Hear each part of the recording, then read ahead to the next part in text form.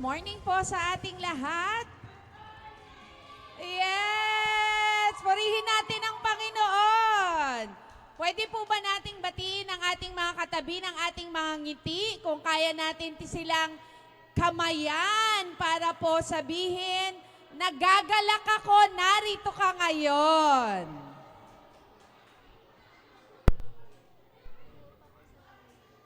Amen. Di ko ma-imagine ang praise and worship mamaya. Okay. Sige, bago po tayo manalangin, sabi po ng Matthew chapter 18, verse 20. Yan, basahin ko lang po ang Bible verse. Sa Matthew chapter 18, verse 20, "For where there two or three gathered in my name, there am I with them." So imaginein po natin, tayo po ay higit sa tatlo. Narito po ang ating Panginoon sa ating kalagitnaan. Narito ang banal na Espiritu sa ating kalagitnaan. Imaginein po natin kung ano ang pwedeng mangyari kung nasa kalagitnaan po natin ang kapangyarihan ng banal na Espiritu. Kung meron po dito nangangailangan ng kagalingan, ang Diyos ay makapangyarihan sa lahat. Kung ikaw ay naghahanap ng kapahingahan sa iyong kapaguran, kasama po natin ang Panginoon sa ating kalagitnaan. So let us expect God will do something good sa ating kalagitnaan dahil nandito siya sa atin. So tayo pong lahat ay tumayo at manalangin. Let's be sensitive and acknowledge the presence of God in our midst this morning. As we pray, hayaan po natin ang ating isipan at ang ating mga puso ay nakatuon sa kabutihan at katapatan ng Panginoon sa ating mga buhay. Let's all settle down and let's feel God's presence in our midst at this moment. Father God in heaven, with all reverence, we welcome your presence in our midst. Patuloy po namin sinusurrender ang aming buhay sa inyo, Panginoon. Sa umagang ito, Panginoon, ang aming mga puso ay expectant for your wonderful work in our midst. Lord, we humble ourselves before you. Ano man, Panginoon, ang naghahadlang sa amin sa paglapit sa inyo. Sabi ng iyong mga salita, ang kasalanan, Panginoon, ang naghahadlang sa amin upang maranasan namin ang iyong dakilang presensya. Lord, we humble ourselves before you. Even in your words you have said, as we confess our sins before you, you are faithful and just to forgive us and cleanse us from all our unrighteousness. We humble ourselves before you. Forgive us from all our sins. Ano man, Panginoon, na naghahadlang sa amin, yung mga bagay, Panginoon, na sinadya namin, mga bagay na hindi namin sinadya, Panginoon, na mga kasalanan, o Diyos, lumalapit kami sa inyo nang may pagpapakumbaba. Ano man ito, Panginoon, sa isip man o sa gawa, sa lihim man o sa hayag, Panginoon, ng aming paggawa, nang hindi nakakalugod sa inyo, patawarin niyo po kami, Panginoon. Lord, thank you, O God, for your promise that you are faithful and just to forgive us and cleanse us from all our unrighteousness. Kaya nga po, Panginoon, malaya po kaming makakalapit sa iyong trono ng biyaya upang makamtan namin, Panginoon, ang biyaya sa inyo. Kaya po walang makakahadlang sa amin sa pagpupuri at paglulahati namin sa iyong pangalan, sa pag-aawitan namin, Panginoon, dahil ikaw ay faithful, O Diyos, na nagpapatawad sa aming mga kasalanan. Kaya po, Panginoon, malaya po namin kayong wini-welcome, Holy Spirit, sa aming kalagitnaan. We surrender everything unto you. Malaya ka pong makakilos, Panginoon. Hayaan niyo pong makaranas ng kapahingahan, Panginoon, ng mga kapaguran na meron kami. Lord, ang kagalingan na pinapanalangin ng sino man sa amin, O God, maranasan namin ang assurance na nanggagaling sa inyo, Panginoon. Hindi mo kami pinababayaan, hindi mo kami iniiwanan, O Diyos. Sa mahabang panahon, Panginoon, naranasan namin ang iyong katapatan sa aming mga buhay. Kaya po, Diyos, ma-express namin, O God, ang pasasalamat ang aming pagpupuri sa aming pag-aawitan ngayon. Even sa pakikinig namin ng iyong mga salita, O God, hayaan mo, O Diyos, na maging bukas ang aming mga puso at tainga, Panginoon, na marinig, Panginoon, ang iyong pangungusap sa aming kalagitnaan. Lord, marami pong salamat, O God, at ang anumang gawa ng kaaway ay hindi magtatagumpay sa aming kalagitnaan, O Diyos. Dahil ang kapangyarihan mo lamang, O God, ang wini-welcome namin, O Diyos. Salamat sa iyong mga pangako, salamat sa iyong mga salita. Nakasama ka namin sa aming kalagitnaan. Kaya po, Diyos, tanggapin mo ang aming mga papuri, ang aming mga pasasalamat, ang aming mga pagluwalhati, O Diyos. Purihin ka, Panginoon. Panalangin namin ang lahat ng ito sa dakilang pangalan ng aming Panginoong Jesucristo. Ang lahat ay magsabi ng Amen at Amen. Purihin ang Panginoon.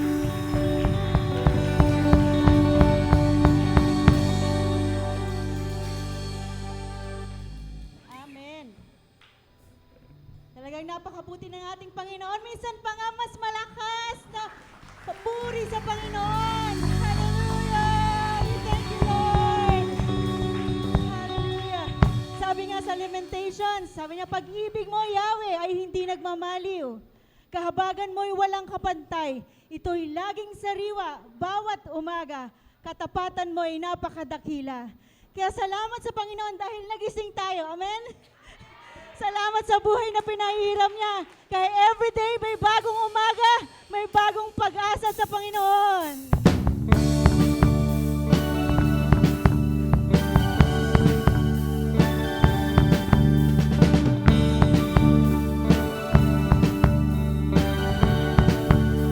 May bagong umaga, bagong umaga, may bagong pag-asa. May bagong lakas at bagong sigla. May bagong awitin. May bagong awitin. May bagong sayawin. May bagong damdamin na galing sa'yo. Di mo hinayaan. Di mo hinayang mawalay pa. Sa ligas ng iyong dakilang biyaya at tinayang ito'y umuha. Ang apoy sa puso, ang apoy na galing sa'yo. Oh Diyos, ginising ako at tinupok ang pusong bato. Oh Diyos, binangon ako upang maglingkod sa'yo. Minsan pa, oh Diyos, ginising ako at tinupok ang pusong bato. Oh Diyos, binangon ako upang maglingkod sa'yo, magpuri sa'yo. May bagong umaga, may bagong umaga, may bagong pag-asa, may bagong lakas at bagong sigla. May bagong awitin, may bagong sayawin, may bagong damdamin na galing sa'yo.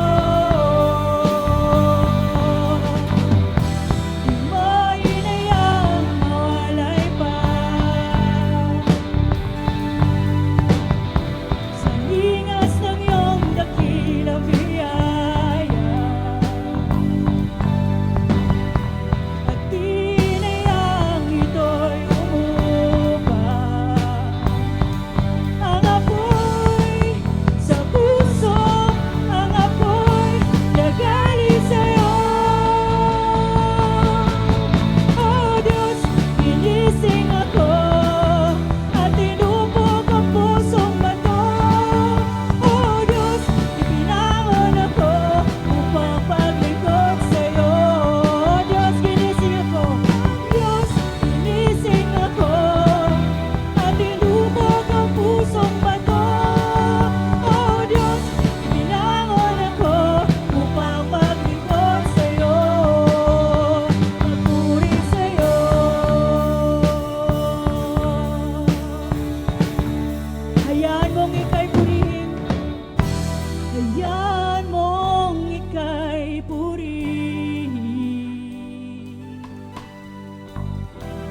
hayaan mong ika'y sambahin.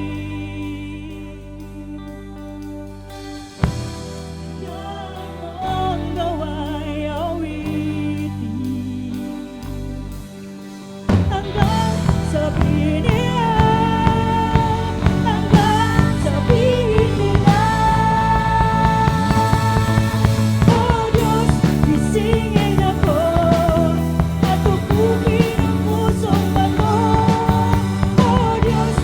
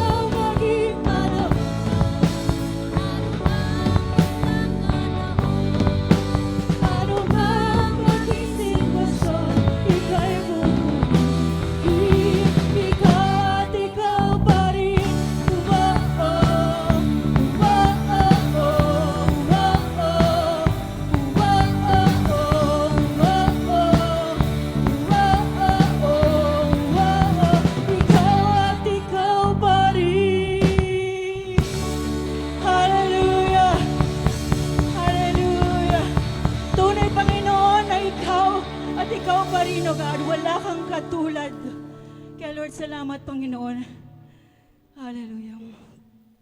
Kaya anuman ang ating pinagdaraanan, gaya ng inawit natin, anuman ang panahon, kahit sobrang affected natin sa mga pangyayari sa kapaligiran, lagi lang tayong bumalik sa Panginoon. Mas gusto ng Lord na talagang inalalapit natin lahat sa Kanya. So let's sing this with a prayerful heart. Talagang lagi lang tayong lumapit at kumapit sa pangako ng Panginoon sa atin.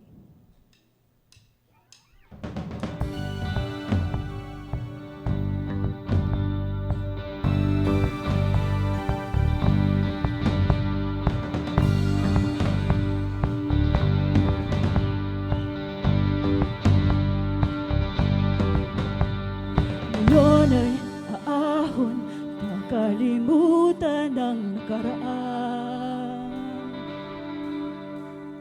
Dilim ng kahapon, isasantabi na at buwakasan.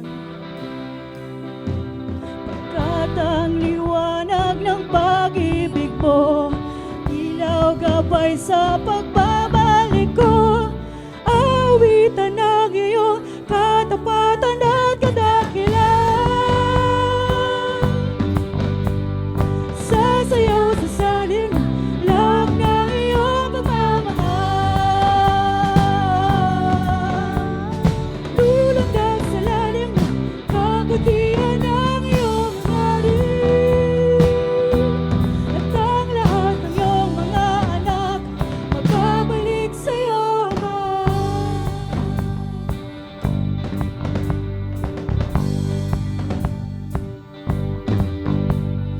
Ipagdiwang at ihahayag at kalayaan. Ipapaalipin, hindi na muling magpapahihab. Sa bawat sulok ng buong mundo, ihahayag tanging pangalan mo. Awitin ang iyong katapatan at kadakilaan. Sasayaw sa salin lang ng iyong pagmamahal. Lulandag sa lalim, kabutihan ng iyong ngalan. At ang lahat ng iyong mga anak magbabalik sa iyo, Ama.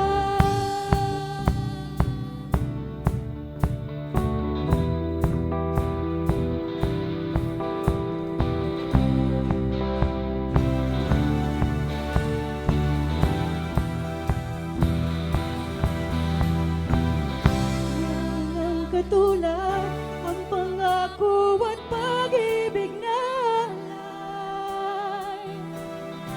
Jesus, ikaw ang daan, tanging katotohanan ng buhay. Ama, walang katulad.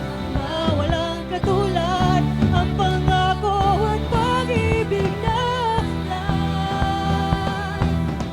Jesus, ikaw ang daan, tanging katotohanan ng buhay. Minsan pa, Ama, walang katulad ang pangako at pag-ibig na alay. Jesus, ikaw ang daan, ang katotohanan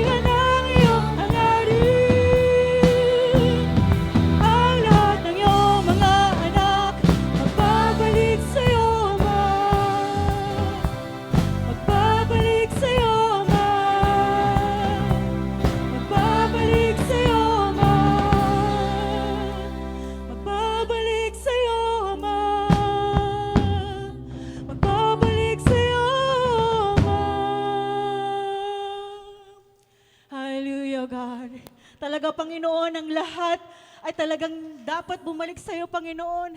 Dahil ikaw ang aming pag-asa ng buhay, Lord. Hindi ang aming katayuan, hindi ang aming finances, hindi ang aming pamilya, kundi ikaw, Panginoon, ang aming pag-asa.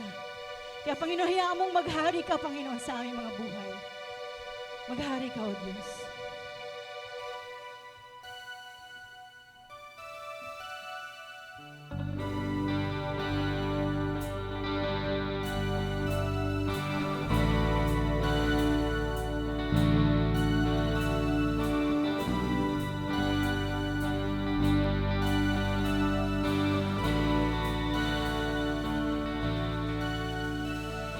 Sa gitna ng kaguluhan, ang tinig mo ay hanap. Sa templo mong banal, may bagong kagalakan. Ang tanging mananatili ay ang iyong sinabi. Sa kataas-taasan, ikaw pa rin ang hari. Dakila't kailanman, dakila't kailanman, di maigitan. Ang ngalan mo ay kaligtasan ko. Ang iyong kaharian, ang aking harika. O Diyos ng langit ko'y maghari ka. Sa gitna ng kaguluhan, ang tinig mo ay hanap. Sa templo mong banal, may bagong kagalakan. Ang tanging mananatili ay ang iyong sinabi.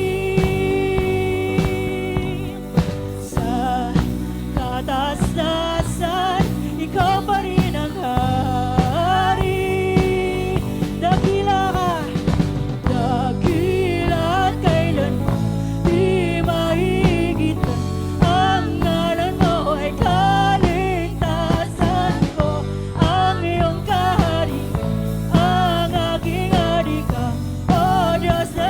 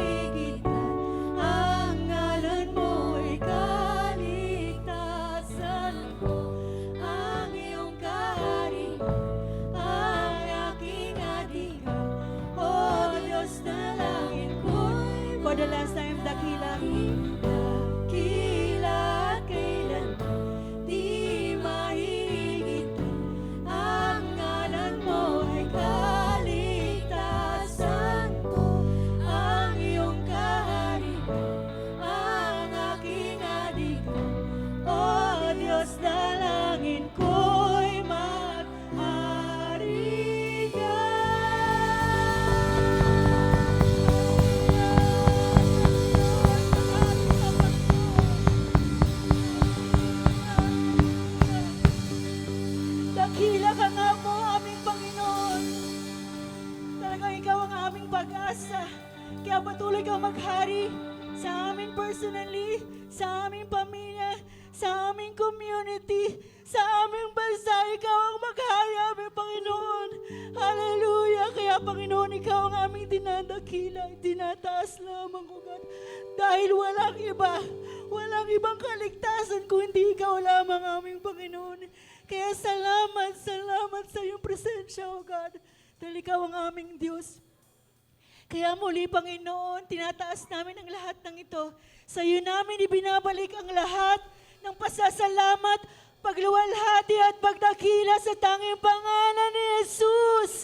Amen! Hallelujah! Palakpakan natin ang Panginoon. Amen! Amen! Amen! Thank you, Lord. Makakapo na po tayo sa presensya ng Panginoon.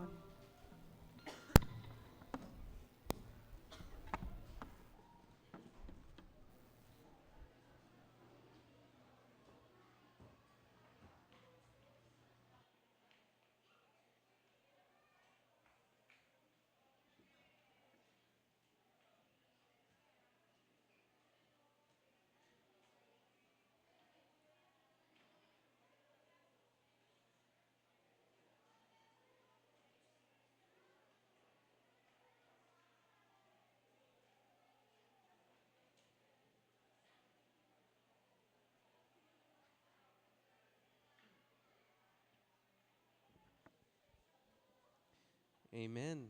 Amen. Ngayon naman po ay bibigay naman po natin ang tithes and offering.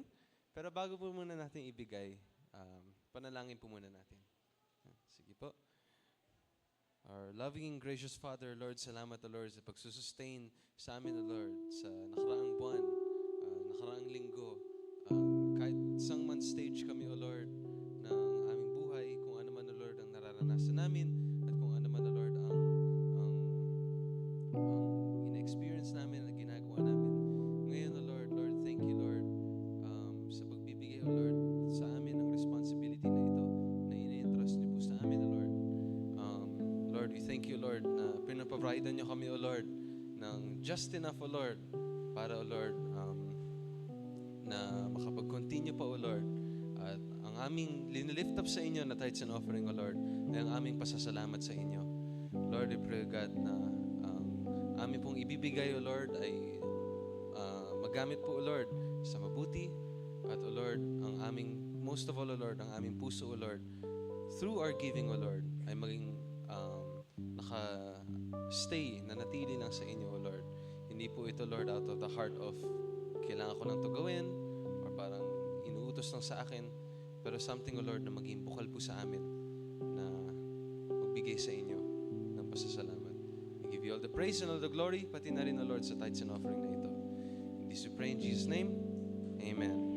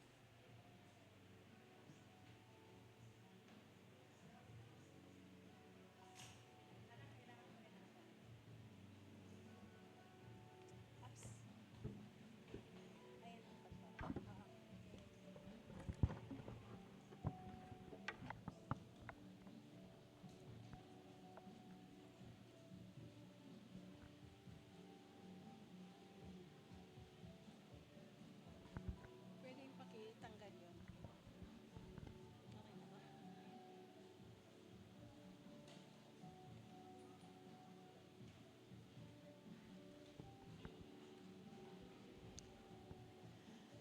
Good morning, everyone. Ayan. So, purihin ang Panginoon. Back ulit ako sa preaching. So, we have guests this morning. And pwede ba pag natawag ang name ninyo ay tumayo lang po kayo para kayo ma-welcome na ating church? May I call Luwan Daniel Santa Juana. Ayun, nandun siya sa taas. Invited siya ni Cassandra Tina. Then, Angela May Santos, invited siya ni Ate Neng Museros. Nasaan po siya?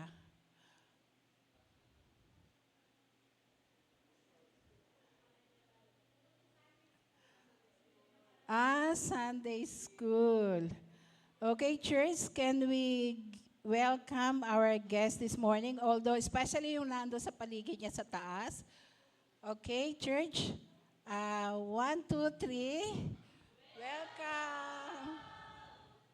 Ayan. So, hoping na ito lamang yung pasimula at sa susunod ay makasama ka rin namin. So, you are welcome in CTTP SBC. So, let's go for some announcement muna bago tayo sa preaching. So, katatapos lang po ng ating prayer and fasting, 3 days. A certain kind.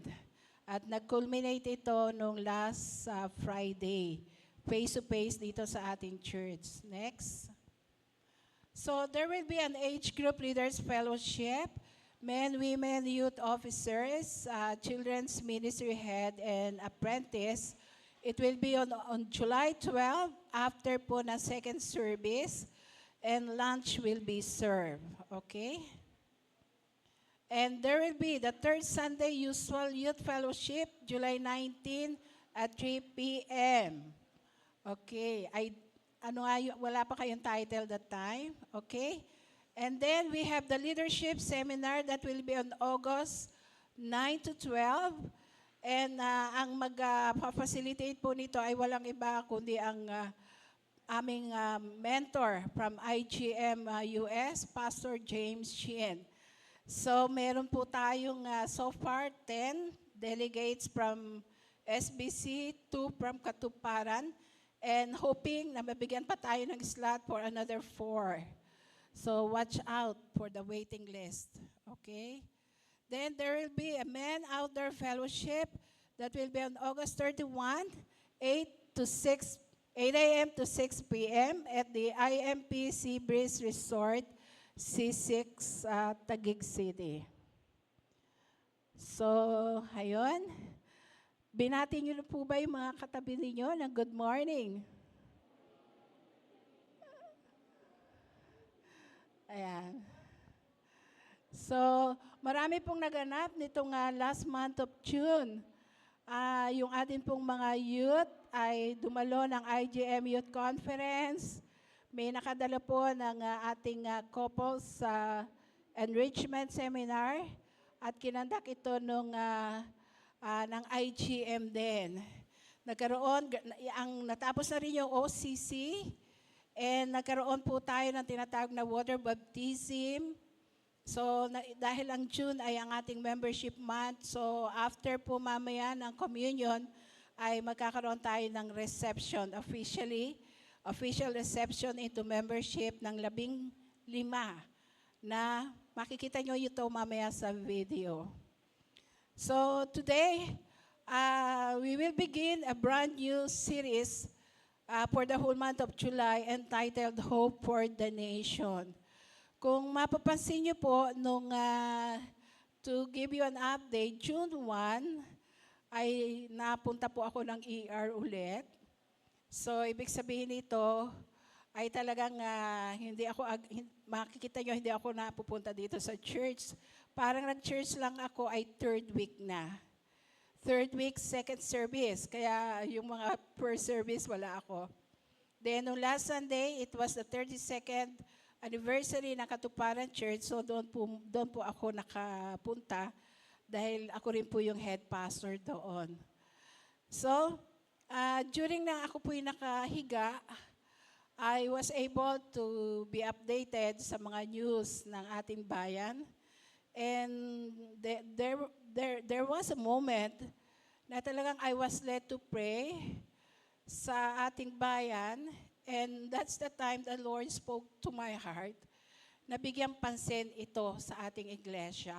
Kaya ito pong July preaching series, ito po ay mula po doon sa time ng nananalangin ako para sa ating bayan. Kaya yan po ang ating tatalakayin ngayong buwan ng July. So, hope for the nation. Makikita po natin dito yung God-given responsibility na binigay sa church in times of national need. At ang theme verse natin ay ang Matthew 5:13 to 16, na kung saan naroon po yung sinasabing, you are the salt of the earth, you are the light of the world. The main idea ng kabuang series natin ay ito. When a nation faces uncertainty, division, moral confusion, and declining trust in leadership, God calls His church to be a beacon of hope. The church's greatest contribution is not political power, but spiritual influence through revival, righteous living, fervent prayer, and faithful witness. So the series thrust for this is hope begins when God's people return to God, reflect Christ, pray for the nation, and proclaim the gospel. Bago po tayo magpatuloy, tayo po muna ay dumulog sa isang panalangin. Patuloy ko pong idinudulog ang mensahe mo ngayong umaga, Panginoon. Hayaan mo po na mula sa iyong mga salita, mapaalalahanan kami ng iyong pagkatawag, O Lord God, sa iyong iglesia, patungkol sa gampanin nito para sa bansa. Tulungan mo po kami na bilang church ay makita po namin ito at ma-own namin ang call na ito, Panginoon.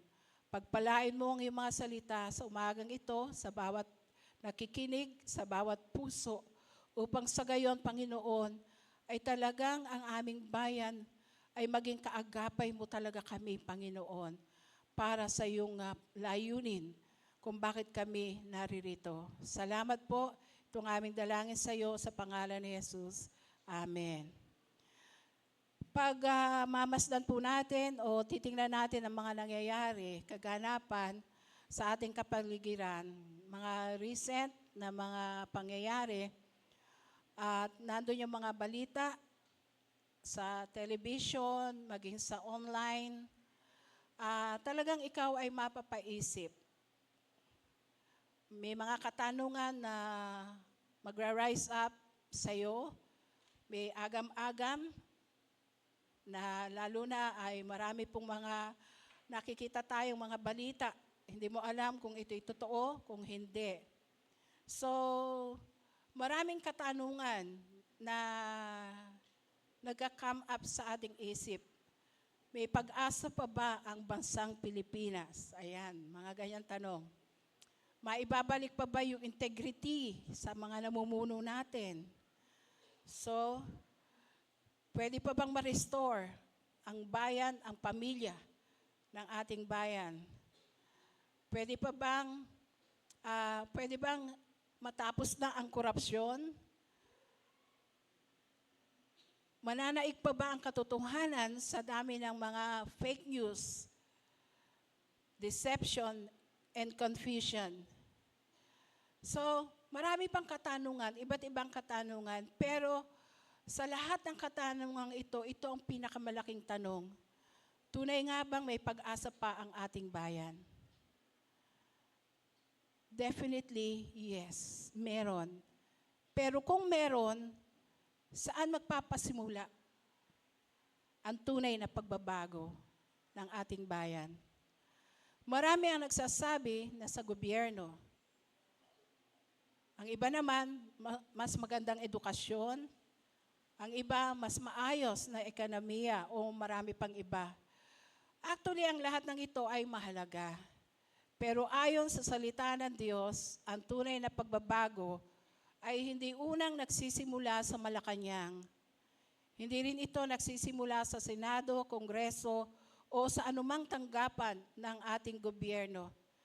Sapagkat ang tunay na problema is not political, it is not economical, it is not educational. Ayon sa Scripture, the deepest problem of every nation is the human heart.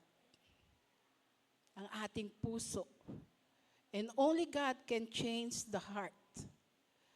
At kung ang problema ay spiritual, spiritual din ang kailangan natin, ang solusyon. Sa buong kasaysayan ng bansang Israel, ang pattern ay ito. Kapag lumalayo ang bayan ng Diyos, lumalala ang kalagayan ng bansa. Pero kapag ang bayan ng Diyos ay nagsisi, nagpakumbaba, bumalik sa Panginoon, dumalangin, kumikilos ang kamay ng Diyos. Hindi lang sa loob ng simbahan, hindi lang sa kanyang bayang Israel, pati sa buong lipunan. Kaya sinabi ni Jesus sa Matthew 5, "You are the salt of the earth, and you are the light of the world." Kung ang asin ang siyang nagpipreserve ng mga bagay na unti-unti nang nabubulok, at ang ilaw ang nagbibigay liwanag sa lugar na puno ng kadiliman, inilagay ng Diyos ang kanyang iglesia hindi para maging spectator sa kaganapan sa lipunan, kundi para maging transforming presence sa gitna ng isang mundong nangangailangan ng pag-asa. So, kaya nga mga kapatid, kung naghahanap ang mundo ng pag-asa para sa ating bayan, ang tanong ay hindi lang may pag-asa pa ba ang Pilipinas, kundi handa ba ang church na maging asin at ilaw na kung saan tayo ay tinawag ni Kristo na maging. Yan po ang pag-uusapan natin sa buong series na ito. How does God bring hope to a nation? The future of a nation is closely connected to the spiritual condition of God's people. And hope begins when God's people return to God. Reflect Christ, pray for the nation, and proclaim the gospel. For this week, for this first Sunday, ang ating tatalakayan ay return to God. Kanina sa awit, ay napakaganda ng pagka-awit kanina. For a revived church, a hopeful nation will be. Return to God. Sino po ang kausap dito ng Diyos? Sino ang kausap? Later, makikita po natin ito sa 2 Chronicles 7:14, then also Acts 2:42 to 47. So there will be one word focus that we will be having this morning message, that is revival. Kung ang aking bayan, pwede ba ang tayong lahat ay magbasa nito? Pwede ba? 2 Chronicles 7:14, 1, 2, 3, go.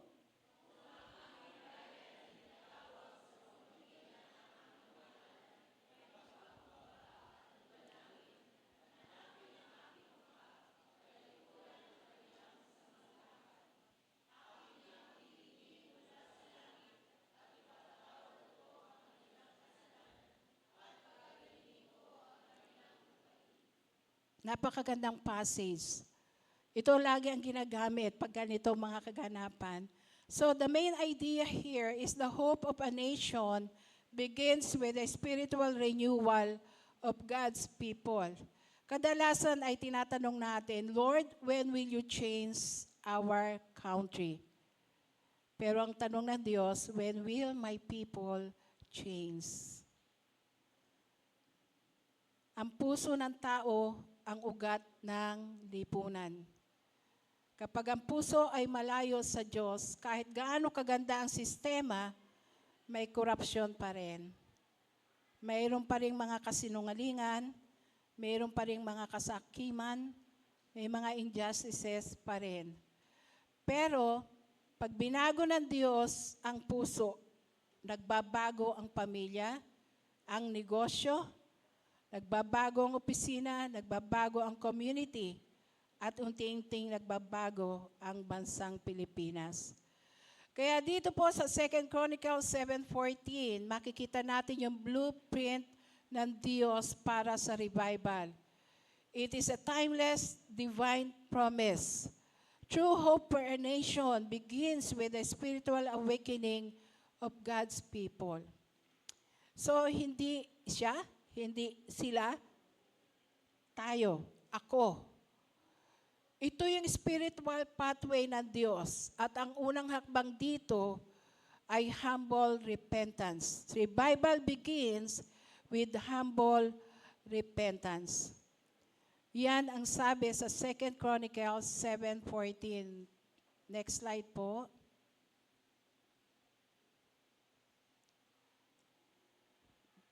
Revival begins with humble repentance. Sabi diyan sa 2 Chronicles 7:14, if my people who are called by my name will humble themselves and pray and seek my face and turn from their wicked ways. Pansinin po natin yung sinabi ng Diyos, if. Sino po ang sinabi niya rito? If my people. So, the first issue is not the society people, but God's people, the condition of God's people. So, God does not begin by addressing the Babylon na humahawak noon, sumasakop sa Israel. He begins by addressing Israel sapagkat sila ang tao ng Diyos. So revival starts when believers stop pointing fingers and start examining their own hearts. Ang tendency kasi, hindi lang sa society, sa church, family, community, pagka may mga nangyayaring hindi magagandang kaganapan, ang tendency natin is to point fingers. Nagtuturo tayo. Right? Pero sa pagtuturo natin, nakakalimutan natin, 4 ay nakaturo sa atin. So this reminds us, we should stop pointing fingers. Rather, start examining our own hearts.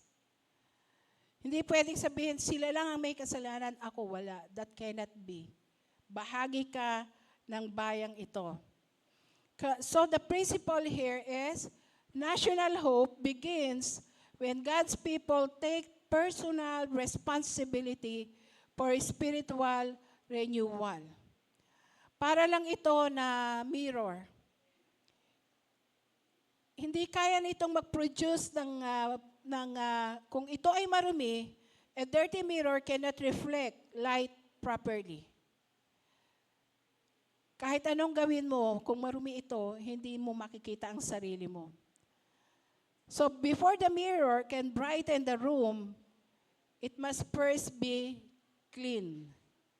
Likewise, before the church can influence society, God must cleanse His people. Kaya nga, we could begin asking ourselves, kumusta ba ang aking spirituality? How am I? Have I grown spiritually cold? Have I neglected prayer? Have I tolerated sin?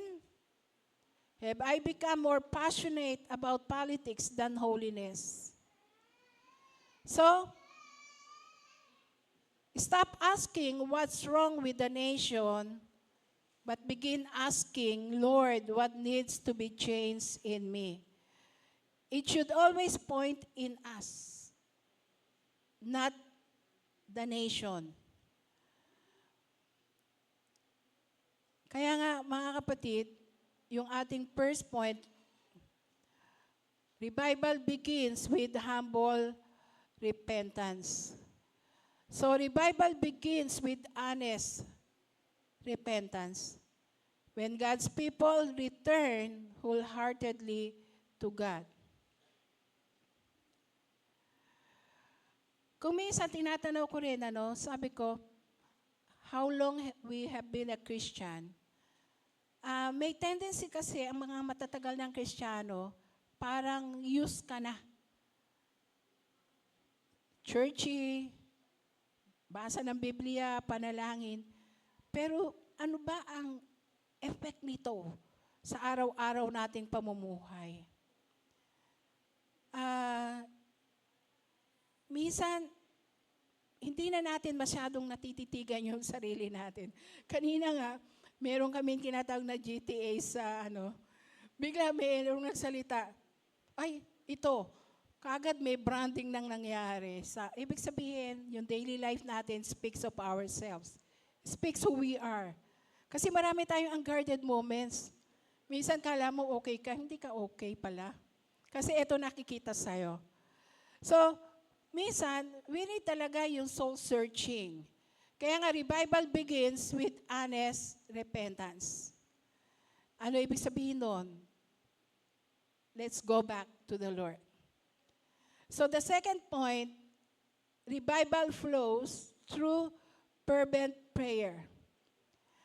Sa 2 Chronicles 7:14, sabi niya, will humble themselves and pray and seek my face. Prayer is more than asking God for blessings. Lord, promote mo ako. Lord, bigyan mo ako ng ganito. Lord, I need healing. Hindi po masama yun. But prayer is more than asking God for blessings. Seeking God's face means pursuing His presence. It's not din yung mga minsan ang gagandang manalangin, very rich in word. Pero mga kapatid, the Lord wants our heart rather than the wordings. Seeking God's face means pursuing His presence. Gaano kahalaga ang presensya ng Diyos sa ating mga buhay? There was a time in my life, hindi pa ako nagpapastor that time, wala pa ako sa full-time ministry. Inalaw ng Lord na maganap ito sa akin. Nararanasan ko ang maraming pagsubok, ang kawalan, may karamdaman. Pero isang araw, parang ang layo ng presensya ng Diyos. Di ko maramdaman ang presensya ng Diyos. Alam niyo kung anong realization ko that time? The unbearable one. Wala na ang lahat, wag lang ang presensya ng Diyos.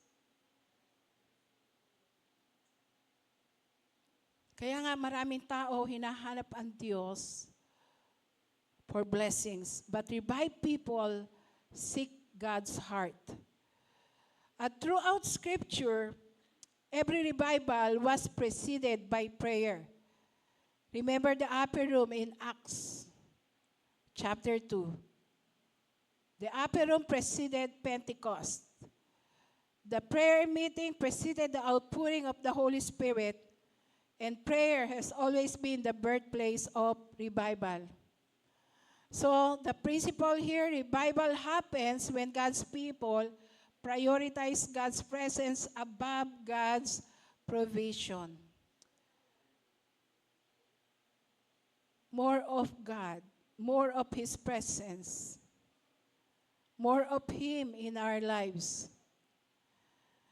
Imagine niyo po, yung mga tatay na naririto, di ba marami kayong mga anak, and along the way, may mga bata na mga anak nyo lumalapit sa inyo at minsan kaya siya lalapit para humingi ng baon. Kung minsan, para humingi ng pambili ng bagong laruan. So, minsan, bagong shoes. So, may mga moment na naglalambing sa inyo yung mga anak at humihingi sila ng something. Pero may mga pagkakataon na lalapit lang ang mga batang ito, yayakap lang sa inyo, uupo sa inyong, uupo sa inyong, tawag dito, sa lap. Then sasabihin, Daddy, gusto lang kitang yakapin, gusto lang kitang makasama. Wala silang hinihingi, kundi gayon lang, naglalambing, ano yung pakiramdam mo bilang ama o bilang ina? Di ba? Napaka-sweet naman ang batang to. Napakasarap sa pakiramdam. Hindi dahil may hinihingi yung anak, kundi dahil gusto ng anak ang presensya ng ama. Mga kapatid, ganito rin po ang Diyos. Hindi siya against sa ating mga prayer concern, prayer request. Kasi pinangako niya sa Philippians, nadalhin natin ang ating mga panalangin, mga pangangailangan sa Kanya. Pero mayroong mas malalim pala. God desires relationship before request. Naalala niyo si David, a man after God's own heart. Makikita niyo sa Psalms, halos kay David lahat yun.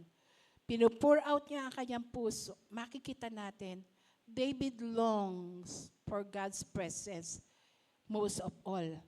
Kaya tinawag siyang, he is a man after God's own heart. Kaya kung mapapasin niyo po sa Bible, lahat ng tunay na revival, nagsisimula po sa panalangin. Hindi po aksidente ang Pentecost, hindi nagkataon lang. Mayroong nangyari muna. Kitang-kita natin ito sa aklat ng Acts chapter 1 and Acts chapter 2. Nandun po yung tuloy-tuloy na panalangin, yung sinabi ni Jesus, wait, tarry ye in the city of Jerusalem. At nag-gather sila'y nanalangin. They wait upon the Lord until the Holy Spirit is poured out sa kanila. So prayer came before power. Kapag totoong hinipo ng Diyos ang ating puso, definitely may magbabago. Nung unang born again, there was a tremendous change. Sabi ng 2 Corinthians yan, ang sino mang na kay Kristo ay isa ng bagong nilalang. May change. May nagbago. Nagbago sa paraan ng iyong pamumuhay, pananalita, pag-iisip. Ito ang nakita natin sa Acts chapter 2. Kaya nga, mga kapatid, in order for us na talagang na tayo maging kagamit-gamit, we need revival. And ito ay nagfo-flow through fervent prayer. So, ano po ang dapat nating gawin? Let's restore personal prayer. Sino po ang kasama namin nung 3 days prayer and fasting? Who are with us? Natuwa ako ng mga kabataan na nag-lead ng 2 gabing online. At nakirinig ko ang mga kabataan paano silang manalangin, paano ikandak ang kanilang mga sarili. We want to see SBC family, a prayerful church. Rebuild family altars. Naalala ko, may mga alam ako dito na talagang mayroon silang family altars kahit once a week. Nandun yung prayer. Nandun yung pag-attend ng mga prayer meetings. Pray regularly for church and nation. Check nga po natin. Ito po yung challenge na siguro pwede po nating tanawin. What would happen if every member of CTTP SBC prayed passionately for revival every day this month? Kung bawat isa po sa atin, di ba may mga prayer time tayo? Kung every day sa ating prayer, magbibigay tayo kahit 5 minutes praying for our nation, i-allow natin ang Holy Spirit na talaga mag-lead sa atin how to pray. At makikita po natin what will happen sa ating bayan. May mga moment na may mga good news, balita, maraming magagandang balita sa ating bayan. Pero pagka may mga magagandang nangyayari, minsan merong ganito, prayer ko yun. Ibig sabihin sa ating mga private prayer, at dahil ikaw'y nananalangin, aware ka na may binago ang Diyos sa ating bayan dahil isa ito sa idinulog mo sa panalangin. Kaya nga ito ang challenge natin sa ating family, CTTP SBC. Why not pray passionately for revival every day sa ating bayan?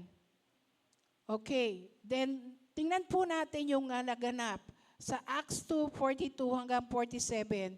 Yung ating third point, revival produces a powerful witness. Pwede bang basahin nating lahat ng malakas ito? Acts 2:42 to 47. 1, 2, 3, go.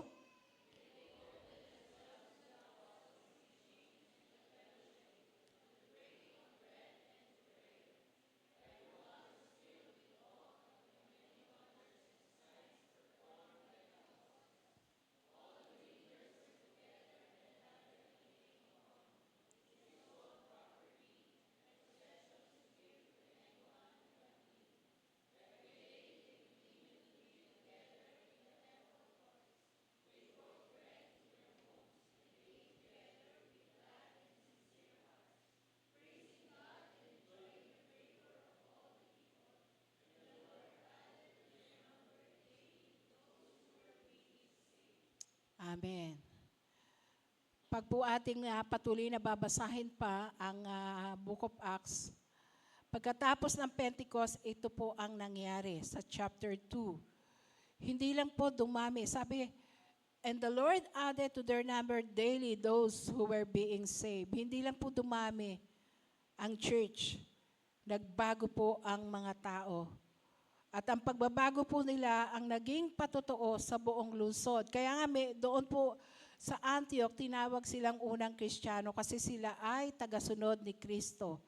So the early church experienced revival. Tingnan niyo po yung results. Devotion to God's Word. Deep fellowship. Generous living. Joyful worship. Favor with people. Daily conversions. So the church became attractive because Christ was visible in them. Revival was not merely emotional, it was transformational. Naalala ko po, there was a time sa buhay ko rito bilang pastor, si Pastora Perla ang aking associate pastor din. Ang dami nating programs, activities, tabang sa Kabikulan, DOC, tayo pa ang unang naglagay ng magandang garden doon sa Signal Village National High School. Meron po tayong purpose-driven life, meron tayong community service, inown natin yung Magsaysay Street, nililinis yung mga, mga kanal. Meron tayong yung Bible na campaign every January. So, ibig sabihin, ang dami po nating ginagawa, pero those moments, andun din yung feeding program, ang mga daily vacation Bible school. So, ibig sabihin, napakalawak ng gawain. Pero, after that, parang wala akong makitang masyadong effect sa church ng mga activity na ito. Kaya parang discontented ako. Kaya dumating ang punto na sabi ko kay Pastora Perla nung panahon na yon, Pearl, mukhang I'm not the right person dito sa church. So I'm looking forward na bumaba. At kaya I started to seek the Lord. I started na mag-attend ng mga retreat, ng patungkol sa puso, kasi ayaw kong pangunahan ng Diyos. Although I have that intention, pero nais ko ng affirmation mula sa Panginoon. At in such a time, we were invited to attend the PTD 1 o PGL number 1 with Pearl. I'm expectant na may gagawin ng Diyos mangungusap sa akin. At mayroon niyang ginawa ang Diyos sa akin sa PGL number 1 na kung saan I was restored by God. Yung una niyang call na minessage niya ako, inulit niya ulit doon. So I was affirmed and the rest ay history. Nagkaroon ng AG, nagkaroon ng GE, Freedom, PGL, SBO, CLTC na naging dahilan para ang ating iglesia ay maging big brother sa Central Tagalog District and later sa buong Christ to the Philippines nationwide. At naaalala ko, nakapunta tayo ng Bicol, nakapunta tayo ng Ilocano. So, sa North Tagalog, Kasiguran. At lahat ng ito ay talagang, ito ay dahil sa nangyaring revival sa atin. Naalala ko si Tatay Gundo, yung unang-unang grace encounter after, umiiyak siya na lumapit sa akin. Sabi niya, ito ang matagal ko nang hinihintay, yung bautismo ng banal na Espiritu. At hindi po naging mahirap sa church na pumunta sa iba't ibang dako ng Pilipinas, sa Christ of the Philippines churches. Kanya-kanya po yan ang pera. Walang libre. Bine-bless natin ang mga churches. Naalala ko, bawat puntahan church, lumilinis, gumaganda bago iwan. Si Brother Willie, tagalinis na mabuti ng CR. Talagang nililinis, binabanyo ang church dahil madumi, dahil magpapasimula ang grace encounter. So, ganun po katindi ang nangyari noong mga panahon na yon. The church became attractive. Yung iba ang tawag na sa kanila KF, Pastor. Kay Kuya Willie, Pastor Willie. Ganyan yung mga address nila. At naging close ang mga SBC sa mga churches, sa church membership ng CTTP. Kaya nung panahon na yon, nakita ko talaga ang kilos ng banal na Espiritu. Kaya nga, the church became attracted because Christ was visible in them. So, kaya nga, makikita po natin, when the church is revived, society sees Christ more clearly. Even the community. Para lang itong lighthouse. Ang church ay isang lighthouse. Hindi niya chine-chase. A lighthouse does not change ships. It simply shines. The brighter the light, the safer the harbor. Kaya mga kapatid, hindi tayo tinawag to control the society. Tinawag tayo para maging liwanag sa lipunan. Hindi tayo tinawag para maghasik ng galit. Tinawag tayo para magdala ng pag-asa. Hindi tayo tinawag para manalo sa mga argumento. Tinawag tayo para ipakilala natin at ipakita si Kristo. History records that many great awakening led to reduced crime, transformed families, renewed ethics, and expanded mission. The gospel changed people, and changed people changed society. Kaya nga, napakahalaga na ma-own natin yung call ng Panginoon. Live a faith that is visible. Hindi lang tayo dapat passive, kundi maging active. Live a faith that is visible. Saan? Sa mga work natin. Sa school, sa business, sa tahanan, even online. Makilala tayo na tayo follower ni Christ. Let people see Christ through your character. Kaya nga, ito yung challenge ko. Would your community or your family or your work or your school miss your Christian influence if you were gone tomorrow?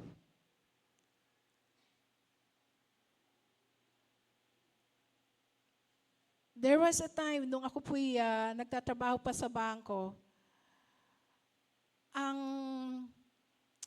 yung pinaka-boss namin o yung assistant manager, dahil ako po ay nagpaalam na, magre-resign na, pero alam niyo po ba yung last day, binigyan nila ako ng farewell party, halos iisa po ang message nila, mawawala na si Nina. Wala na kaming counselor, wala nang mananalangin sa amin. Kaya nung time na yon, that was a moment na noong ko na-realize, marami kaming Kristiyano doon, siguro mga 4. Pero lahat ng Kristiyano na kasama ko, ang sabi sa akin, ikaw na lang ang nakatayo ang bandera bilang Kristiyano. So ano ibig sabihin nun? Kahit pala sa ating buhay, hindi man natin ito sinasadya, pero kung ipamumuhay natin ang ating Kristyanismo, definitely mararamdaman kayo. So would your community miss your Christian influence if you were gone tomorrow? For our greatest calling is to win people to Christ. It could be through your life, it could be through your word. Hindi ibig sabihin na wala na tayong pakialam sa ating bayan. Kung hindi tayo makikialam ba, meron tayong pakialam. Dapat lang na meron. Pero dapat tayong maging mabubuting mamayan, marunong manindigan sa katotohanan, maging responsable, pero lahat ng ito ay sa pamamaraan ni Kristo. With humility, with grace, with truth, with love, because people are watching not only what we believe, but how we behave. Hindi po tayo ang pag-asa ng bansa. Si Jesus po ang pag-asa ng bansa. Pero pinili ni Jesus na gamitin ang kanyang iglesia upang dalhin ang pag-asang iyon. Kaya kung babalikan po natin yung tanong kanina, may pag-asa pa ba ang Pilipinas? Ang sagot ay oo. Oo. Hindi dahil mahusay ang tao, ang ating mga namumuno, hindi dahil perpekto ang sistema, hindi dahil magiging madali ang lahat. May pag-asa dahil buhay ang Diyos ng ating bansa. Kapag kumilos ang Diyos, walang imposible sa Kanya. Pero tandaan natin, yung pattern ng Diyos, bago niya baguhin ang isang bansa, binabago muna niya ang kanyang bayan, ang kanyang mga tao. So, in conclusion, our nation needs many things. Better governance, better education, better system, and many more. But above all, our nation needs God. And God often begins His work through His people. The answer to national darkness is not merely a stronger institution, it is a stronger church. The answer to national confusion is not merely better information, it is a spiritual transformation. So the answer to national hopelessness is revival. God's promise still stands, mga kapatid. Buhay ang Diyos, naroon siya sa kanyang trono, pero ang sabi niya, if my people, the weight is on our shoulder with God. The future of a nation is connected to the faithfulness of God's people. Yung call ng 2 Chronicles 7:14 consists of 4 simultaneous actions, and that is to humble ourselves. Pray, seek my face, turn from their wicked ways. Mga kapatid, ito ang panawagan ng Diyos. If my people who are called by my name shall humble themselves, pray, seek my face, turn from their wicked ways. And this is God's assurance. This is God's response. Basahin natin na sama-sama. 1, 2, 3, go.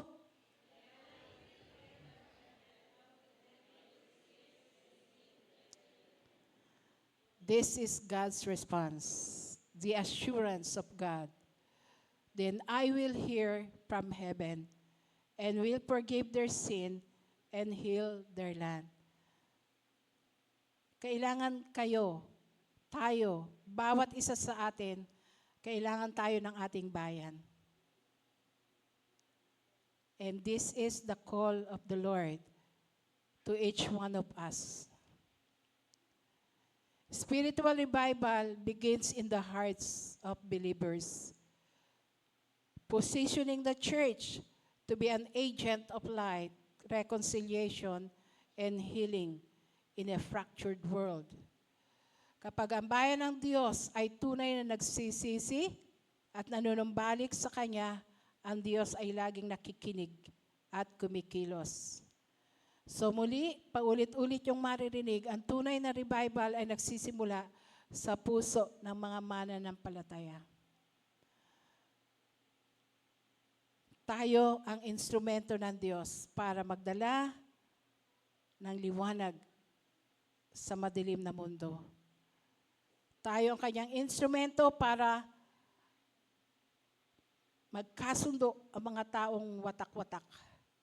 Pag-asa sa mga pusong nawawala ng pag-asa. Kaya church, kung gusto natin makakita ng mga pagbabago sa ating community, sa ating lungsod, sa ating bayan, hindi tayo unang titingin sa labas. Titingin tayo sa loob ng ating iglesia. Titingin tayo sa ating mga sarili. Dahil kapag ang bayan ng Diyos ay tunay na nabubuhay para kay Kristo, ang mundo sa paligid hindi mananatiling pareho. Magbabago, uunlad, at aayos ito. So, to give you an illustration sa buhay po ni D.L. Moody, may isa pong tao na nagsabi sa kanya ng ganitong salita. Sabi, "The world has yet to see what God can do through one man who is fully surrendered to Him." Ito po ang sagot ni D.L. Moody, "By God's grace, I will be that man." And indeed, talaga po na ginamit mightily ng Diyos si D.L. Moody. Pero ngayong umaga, baka ang tanong ng Diyos ay hindi lang para sa isang tao. Baka ang tanong niya ay para sa ating buong iglesia. Will you be the church? Will you be the church? Ang iglesyang nagpapakumbaba. Ang iglesyang nagsisisi. Ang iglesyang nananalangin. Next slide. Ang iglesyang namumuhay para kay Kristo. Ang iglesyang nagbibigay ng pag-asa sa ating bansa. Nawa nga po ang mensahe ngayong umaga ay hindi lang po natin iwanan dito o isa atin lamang.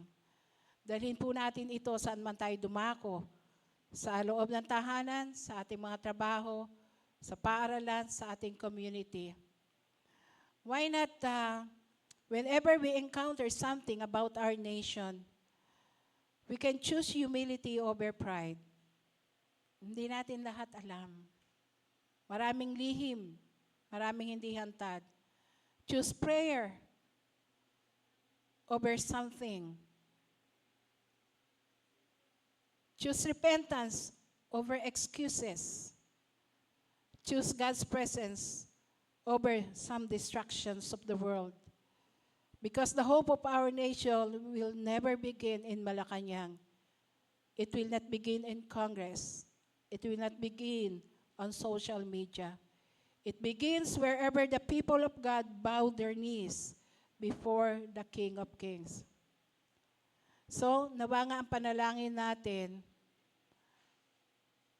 ay ito, Lord, revive your church. Begin with me. Begin with us. May the Lord find us to be that church. Amen. Manalangin po tayo. Ama, nagagalak ang aming puso sa mensahe mo ngayong umaga, mga paalala na nasa amin palang balikat ang pag-asa ng aming bayan. Lord, marami po kami minsan na nagawa, hindi rin nagagawa. Patawarin mo kami. Kinikilala namin, Panginoon, na tunay na ikaw ang pag-asa. Tunay na ikaw ang kailangan ng aming bayan. Hindi na rin po simple ang kaganapan sa aming bansang Pilipinas. It's been a long, long time ago, Panginoon. At marami ang nakakita na marami ng Christian churches sa aming bayan, pero lalong lumalala ang kalagayan ng aming bansa. Patawarin mo kami kung hindi po pala nagiging yung influence namin bilang asin at liwanag ay hindi ganun yung impact o effect sa aming bayan. Patawarin mo kami, Ama. At sa oras na ito, sa simpleng mensaheng aming narinig, na ipinakita rin doon sa Book of Acts, mayroon pala na pwede kaming gawin kung kami ay lalapit sa iyo, magsisisi, hingi ng tawad, hahanapin ang iyong mukha, at ang pangako mo, pagagalingin mo ang aming bayan. Lord, maghihintay po kami. Maghihintay po kami sa gagawin mo sa aming bayan. Pero tulungan mo ang bawat isa sa amin na maging kabahagi ng pagbabago. Maging kabahagi ng kaya mong gawin sa aming bayan kung kami mananalangin. Kung kami tutupad doon sa panawagan mo to be the salt and light of the earth. Lord, salamat. May pag-asa ang aming bayan sapagkat ikaw ay buhay. Ikaw ay makapangyarihan. Ikaw ang aming Diyos. Ikaw ang Diyos ng Pilipinas. Ikaw ang Diyos ng bayang ito. Salamat. Salamat, Panginoon. We fully entrust to you our Philippines. We fully entrust to you, Lord, ang bawat namumuno sa aming bayan. Sapagkat ikaw ay makapangyarihan, walang bagay na mahirap sa iyo. Walang bagay na imposible sa iyo. Kaya bilang iglesia sa dakong ito, Lord God, ng CTTPS-BC family, kalingain mo kaming lahat, tulungan mo kaming lahat na umayon sa panawagan mo, mag-respond sa call mo to be the salt and the light of this world. Salamat po. Itong aming dalangin sa iyo sa pangalan ni Jesus. Amen.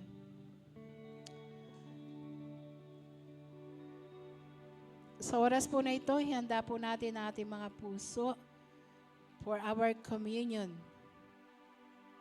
Sige po. Dumako muna tayo sa panalangin para sa ating ipapartake ng mga emblems.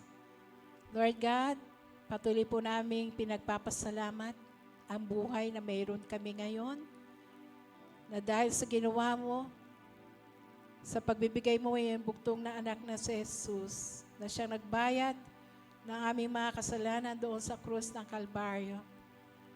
Kaya kami ay naririto. Salamat, Panginoon. We are forever grateful, Lord God, for the salvation that we have received from you, for the assurance that we have. Pagpalain mo ang mga emblems na nire-represent ng katawan na nabayubay doon sa krus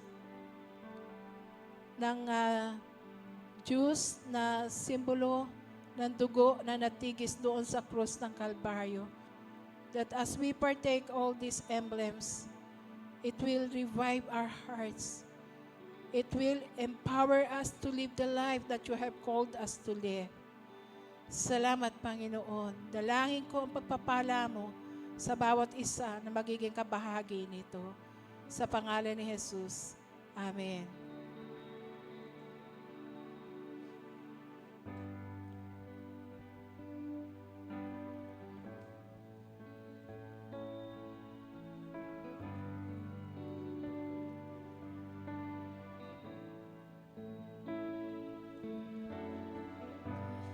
Kaya aking liwanag sa dilim ng landas, sa bawat kalungkutan, hawa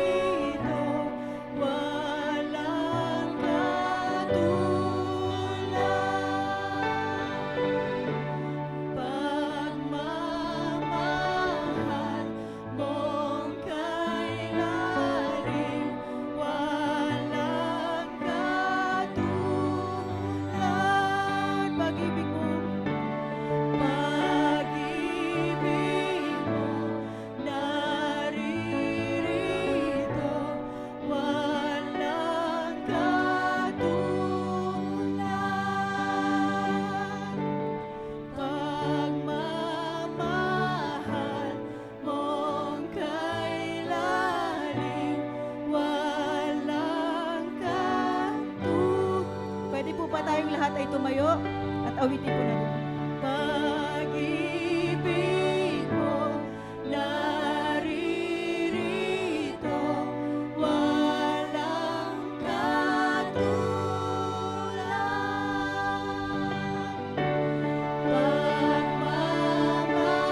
Pagmamahal mong kailanin, walang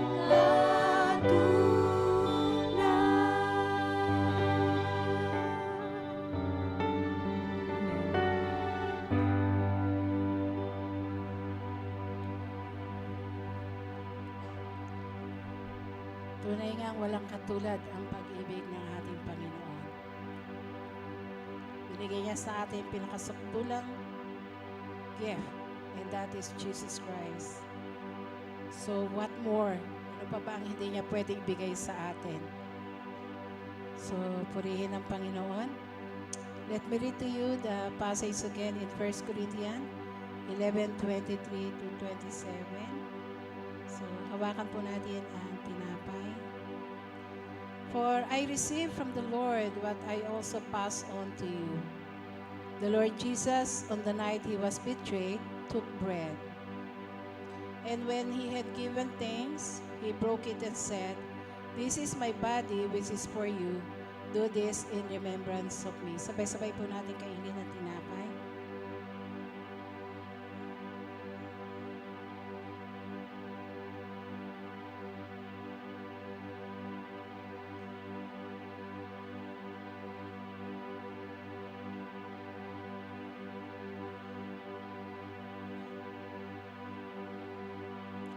In the same way, after supper, he took the cup, saying, "This cup is the new covenant in my blood. Do this whenever you drink it in remembrance of me. For whenever you eat this bread and drink this cup, you proclaim the Lord's death until He comes." Sabay-sabay po natin inumin.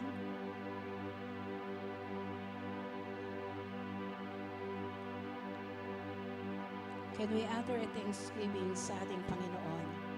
Hallelujah.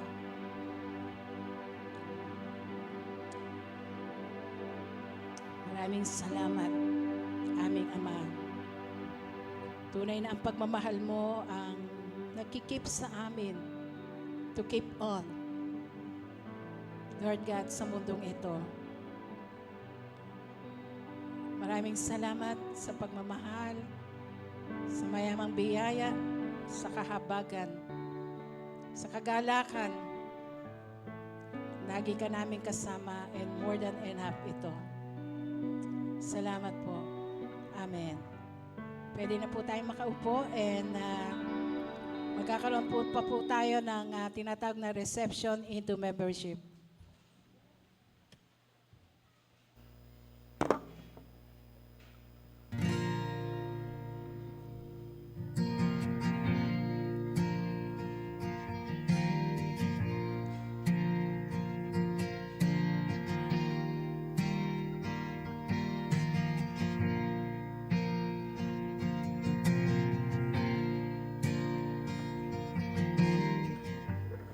Sabihin mo na yung declaration mo sa Panginoon. Today, I declare that Jesus Christ is my Lord and Savior, and there's no turning back. Amen. Decided to follow Jesus. I have decided to follow. I promise to you, Lord, I will serve you wholeheartedly. And give my worship to you and Jesus. No turning back. Welcome to the family. Turning back. The world behind me, the cross before me. The world behind me, the cross before me. Panginoon, salamat po sa panibagong buhay. Bilang lingkod ni Kristo, I baptized you in the name of the Father, and of the Son, and of the Holy Spirit. Amen. Sa araw na ito, nais kong talikuran ang mga pangit at maling nakagawian. Today, I choose to live my life for you. my declaration for you, Lord, is magsiserve ako ng tapat sa iyo. With me, still I will follow, though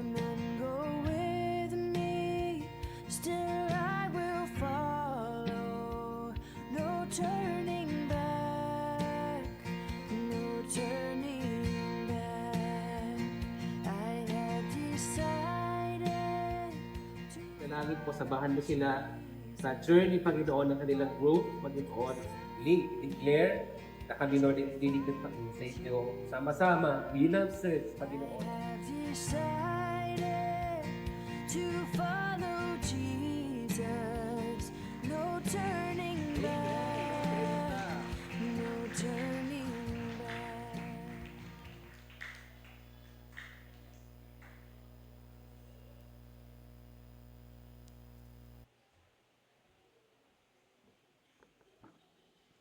Nagagalak po ba kayo na ma-witness natin yung video ng ating water baptism? Amen. So ngayon naman po, last po ng bahagi ng program po natin ngayon ay reception to church membership. So ang ibig sabihin po na hindi po tayo kakain, baka reception ang dating eh. I-welcome po natin yung mga bagong members at bagong water baptized po ng CTTP SBC.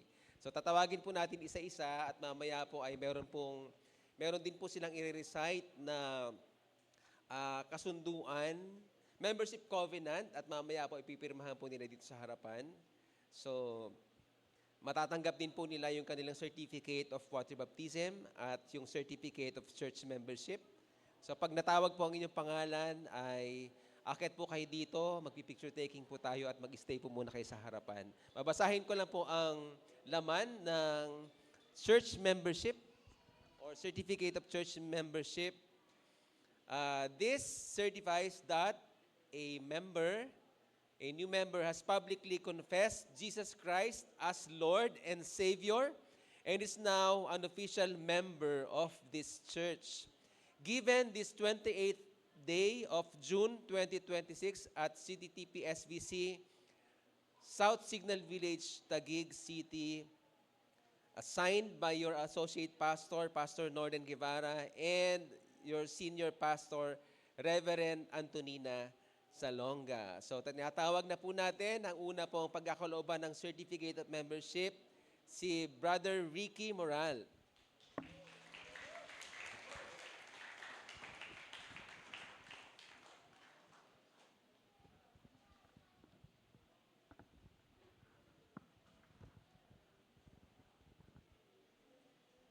Picture. Okay. Kana? Okay. Dito ka muna sa kabila. Okay, ang susunod po. Winces Eraya Fajardo.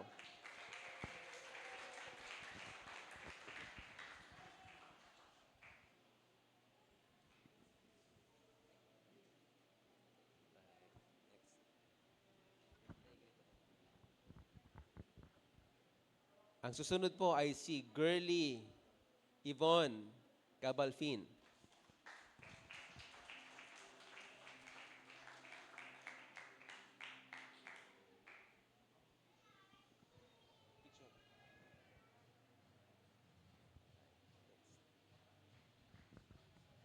Next is Apple Leiko.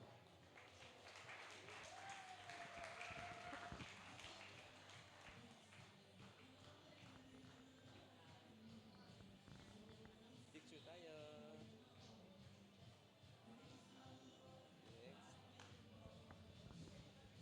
Next is Kimberly Ladaga.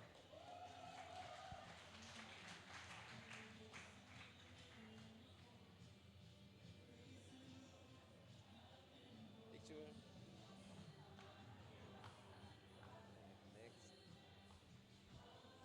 Next is Jan Claire Ladaga.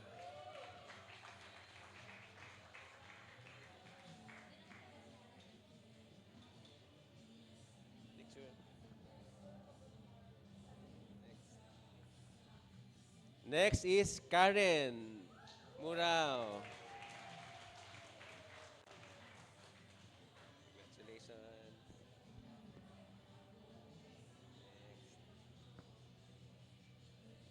Next is Melanie Magulod.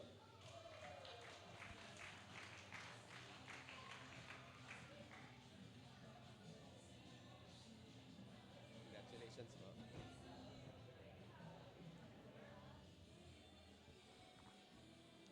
Next is Maria Cassandra Tina.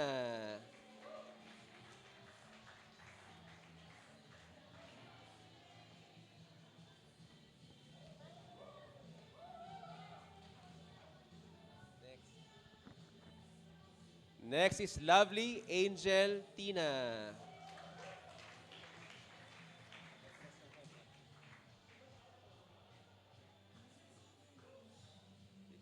Picture muna tayo.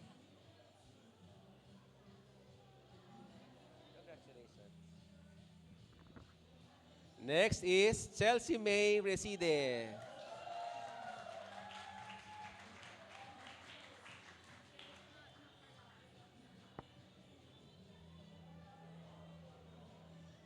Thank you, Chelsea. Next is Maria Sabrina Grace Tumlad.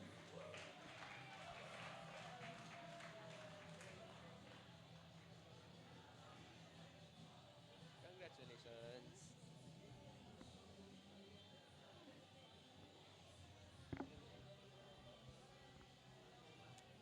Next is Ivan Martos.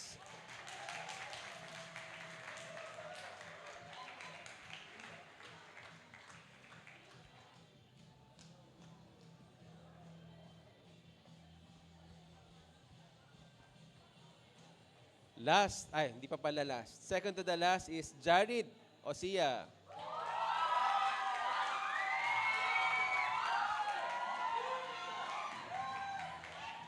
Picture. And last but not the least, of course, si Vic Vince. Read on. Wala siya? Wala siya, ha? Wala siya. All right. So meron po ditong copy kayo sa loob. Ang tawag ay Membership Covenant. Okay, i-pull out po ninyo, ilagay po ninyo sa inyong harapan. Yan. So ang gagawin po natin dyan, isa-sign po ninyo yan later on. O after po nating basahin ito ng sabay-sabay. Siyempre, mas babasahin ninyo. Sino bang pinakamagandang magbasa? Siyang magmamic. Jared? Alam ko na. Alam ko si Sab ang pinakamagaling magbasa dito. Ikaw mag-microphone, ha? Sabay-sabay niyong babasahin ito. And then, mamaya after niyong basahin ay isa-sign ninyo. Meron tayong ballpen dito. Okay? Ito. Lahat. Lahat ng content. Ito po. Ito kayo lahat. Ito lang. Lahat na. Okay. Hello? Matapos kong tanggapin si Kristo bilang Diyos, Matapos kong tanggapin si Kristo bilang Diyos at tagapagligtas, mabautismuhan at sumang-ayon sa mga saligan, mga pamamaraan at kaayusan ng Christ to the Philippines Signal Village Church, ako ay nagpapasya sa pangunguna ng banal na espiritu na makiisa sa pamilya ng church na ito. Itinatalaga ko ang aking sarili na sa Diyos at sa mga kasapi nito, kasama na rin ang buong denominasyon ng Christ of the Philippines na gawin ng mga sumusunod. Personal, maka-Diyos na pamumuhay, matapat na pagkakaloob, kagandahan ng puso sa pagsunod, pagtuklas at paggamit ng aking mga kaloob at talento, pagsasanay sa paglilingkod, pagpapakumbaba bilang lingkod.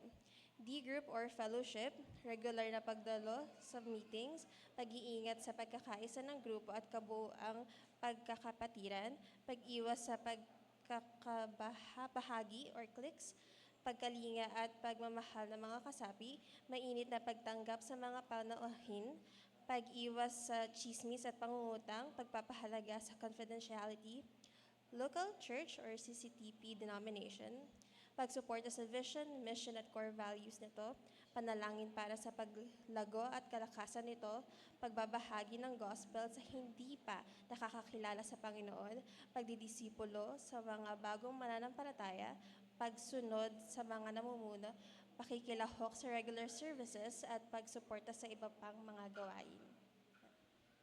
Amen. Palakpakan po natin ang Panginoon sa buhay ng mga new members ng ating church. So, isa-sign po nila ito. Meron po tayong pamimigay. Ayan. Tapos, ibibigay niyo po ito sa amin o kay Ate Moriel, pagbaba po ninyo. At magpi-picture taking po tayo last.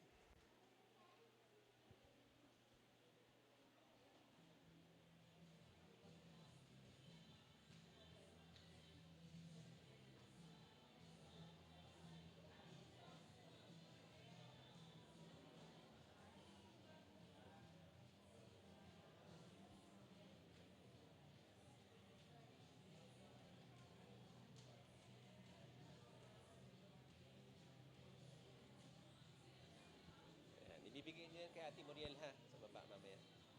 Yung ano lang, yung pinirmahan ninyo. Pero the rest sa inyo yan ha. Okay, picture taking.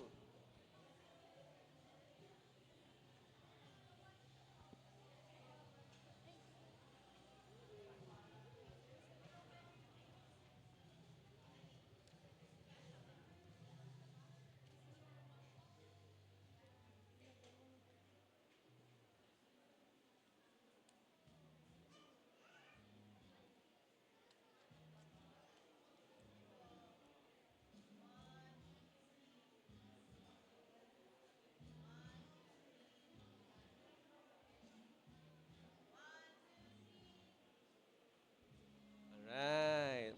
Ayan, God bless everyone. Maraming salamat po sa inyo. Pwede na po kayo makababa. Palakpakan po ulit natin ng Panginoon sa buhay ng new members ng CTTP SBC. Bless you.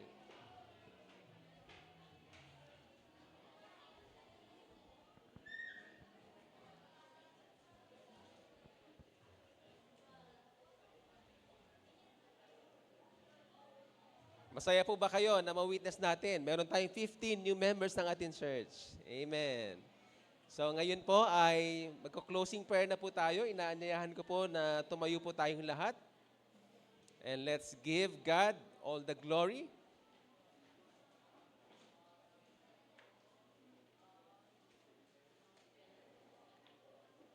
Let us pray. Father God, maraming salamat po, Lord, sa araw na ito. Kami, Panginoon, ay nagsama-sama, nagtipon-tipon, Panginoon, para sa inyong pangalan, Lord. Kaya, Lord, itinataas namin ang iyong pangalan, Panginoon, dahil dakila ka sa aming mga buhay bilang church, Panginoon. Maraming salamat po, Lord, na patuloy mo kaming pinag-uugnay-ugnay, Panginoon. Patuloy mo kaming tinuturuan ng inyong mga plano at tinuturuan mo kami, Panginoon, ng aming dapat na ugaliin, Panginoon, bilang mga anak mo, Panginoon. Maraming salamat po, Lord, dahil hindi lang kami concerned sa aming mga sarili, concerned din kami, Panginoon, hindi lang sa aming mga pamilya at sa aming mga trabaho. Lord, concerned din dapat kami, Panginoon, sa aming bansa, Panginoon. Maraming salamat po, Lord, dahil alam namin na hindi mo, Lord, pababayaan kami at hindi mo rin pababayaan, Panginoon, ng aming bansa, Panginoon. Kaya naman, talagang itinataas namin, Lord, sa inyo ang aming bansa, Panginoon. Lord, napakalaking factor, Panginoon, kung ano ang nangyayari, Lord, sa aming bansa, Panginoon. Meron kaming tungkulin bilang mga anak mo, bilang church, Panginoon, na kami ay maging asin at ilaw ng sanglibotang ito, Panginoon. Kaya naman, Lord, yung mga aral ngayon na aming maririnig ngayong buwan na ito at sa lahat po, Panginoon, alam namin na ito, Lord, yung makakapagpaliwanag kung ano nga ba ang asin at ilaw ng sanlibutang ito, Panginoon. Lord, hayaan mo lang na matutunan namin ito, Panginoon, sa aming mga buhay at may apply namin, Panginoon. And right now, Father God, nagse-celebrate kami, nagdiriwang kami, Panginoon, dahil na-witness naman namin na meron kang mga binagong buhay, Panginoon, at naging bahagi, Lord, ng iglesyang ito, Panginoon. Maraming salamat po, Lord, dahil ang nais mo, Panginoon, kami ay maligtas, at kami, Lord, ay mag-grow sa aming pagkakilala, Panginoon, sa inyo at sa kabanalan, Panginoon, na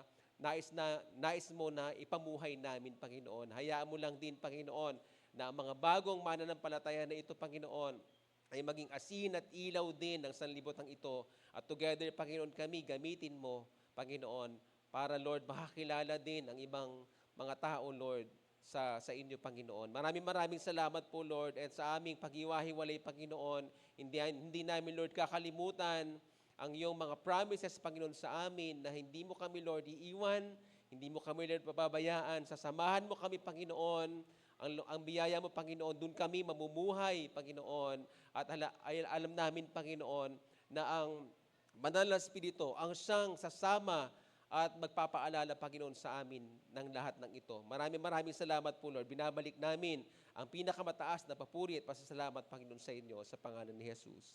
Amen. Amen. God bless everyone. See you next Sunday. Magkamayan po muna tayo bago po tayo umuwi. God bless everyone.